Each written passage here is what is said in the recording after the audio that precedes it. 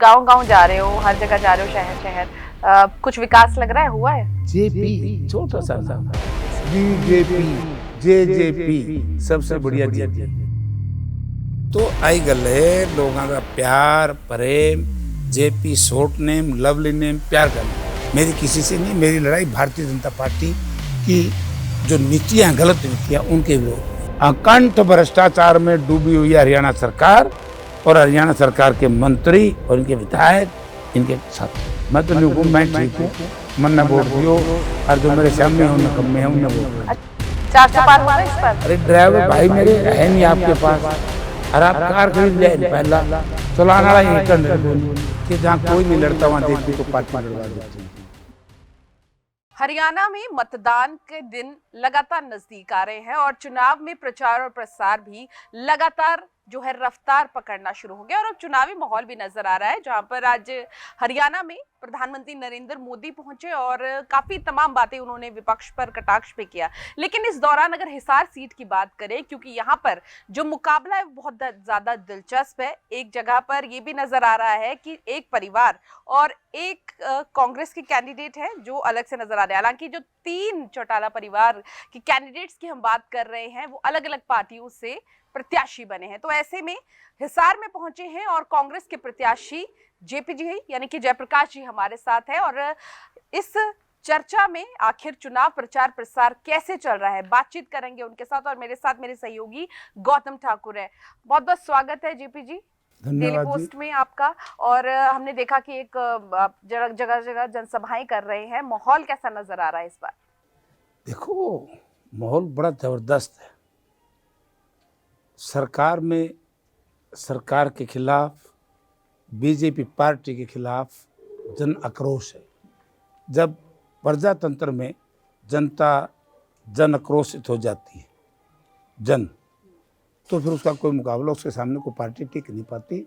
BJP संपूर्ण रूप से बीजेपी की सरकार हरियाणा में फेल हो चुकी है। जेपी जी आप पहले सांसद रहे, फिर सांसद का चुनाव लड़ा, फिर विधायकी में आए, फिर सांसद का चुनाव लड़ा 2004 में।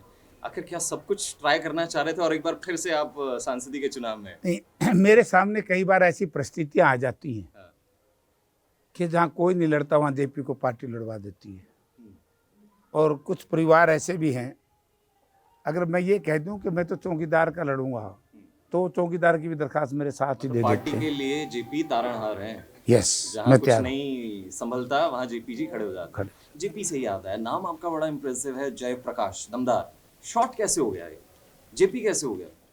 जेपी छोटा सा नाम, बीजेपी जेजेपी सबसे बढ़िया जेपी, ये नारा लग गया। बड़ा दिलचस्प लगा। मैंने कहा यार हर कोई ये चाहता है दमदार नाम हो, बड़ा नाम हो, लेकिन जेपी जी का नाम पहले से ही दमदार है, वो छोटा कर दिया। छोटा नहीं किया, प्यार प्यार कहां से हुई? लोगों का प्यार। देखिए 1996 में मैं चुनाव लड़ रहा था हरियाणा विकास पार्टी से और हमारे गठबंधन के उम्मीदवार थे असेंबली में जो आज मंत्री हैं, कमल गुप्ता जी, और एक हमारे नेता होते थे बहुत सीनियर, ओम प्रकाश महाजन जी। तो एक नारा लगा दिया शहर के लोगों ने, मेरे प्रति प्यार है हिसार शहर का, कि ओपी जेपी भाई भाई, नीचे ओपी उत्ते जेपी, भाई ऊपरला वोट जेपी को दो, नीचला ओपी को दो। जबकि इंडिपेंडेंट था।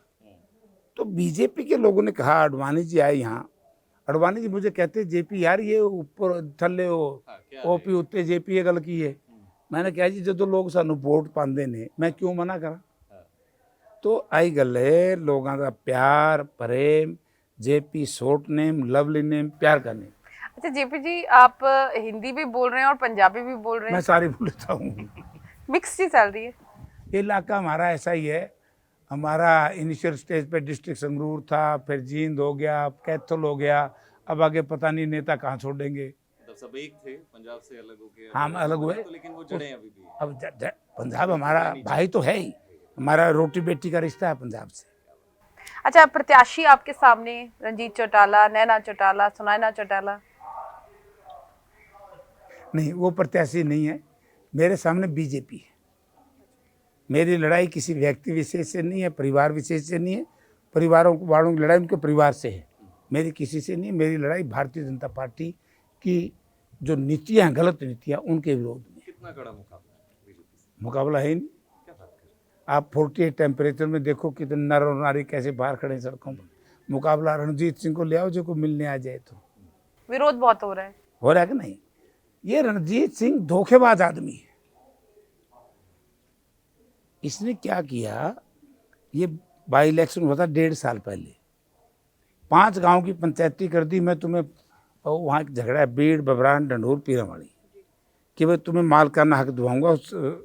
सरकारी ज़मीन भी नहीं है, वो एक्चुअली स्वतंत्रता सेनानी की टेनेंट्स की ज़मीन है।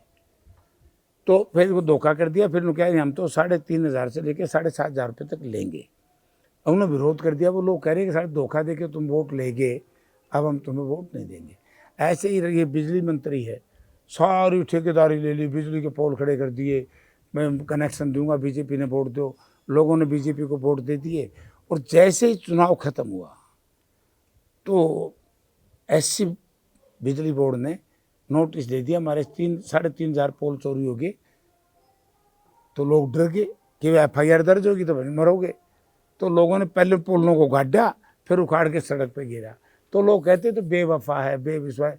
और बात सही भी है, अपने बाप को ही धोखा दे गया। हिसार की जनता का क्या हुआ? तो देवलाल के साथ बड़ा गद्दारी की थी, विश्वासघाती की थी। जीपी जी, एक पार्टी, जिस पार्टी से आप जुड़े, कांग्रेस का एक साथ होना कितना जरूरी है? क्योंकि आपके कई बयानों में भी हमने सुना कि एक साथ लड़ेंगे तो जीत पाएगा। एक साथ ही हैं, यहाँ के लोकल लीडर्स सारे मेरे साथ हैं। एक तरफ आपको सपोर्ट है भूपेंद्र सिंह हुड्डा का, जो कि पूर्व सीएम रहे हरियाणा के, वहीं दूसरी ओर रणदीप सुरजेवाला, शैलजा, वो हैं। अभी आपका स्वागत समारोह पीछे हुआ, नहीं मौजूद रहे। कौन? मुझे नींद आने लग जाती है दरअसल। कौन नहीं मौजूद हुए?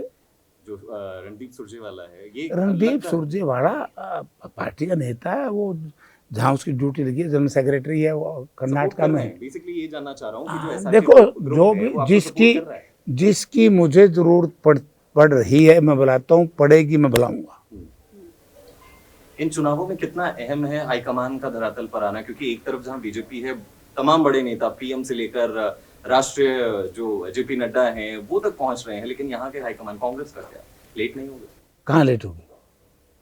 हम सब के नेता चौधरी भूपेंद्र सिंह हुड्डा खूब घूम रहे हैं। राहुल गांधी, प्रियंका गांधी, राहुल प्रियंका तो बहुत बड़े नेता हैं, क्या उनका जरूरी नहीं? आएंगे, वो बहुत बड़े नेता हैं। आज मोदी जी पे तो विश्वास उठ गया लोगों का। मतलब बीजेपी के तो बहुत बड़े नेता वो भी हुए, लेकिन वो प्रचार कर रहे हैं, नड्डा जी आ रहे वो, अरे यार, नड्डा जी काहे के नेता हैं? धोखा कर गया, विश्वासघात कर दिया जनता के साथ। राहुल जी जो कहते हैं, राहुल जी की जो गारंटी है वो पूरी होंगी। संविधान का बड़ा मुद्दा होता है। संविधान को तो बदलने का प्रयास किया जा रहा है। नागौर के इनके कैंडिडेट ने कहा था 400 सीट दे दो, हम संविधान बदल देंगे।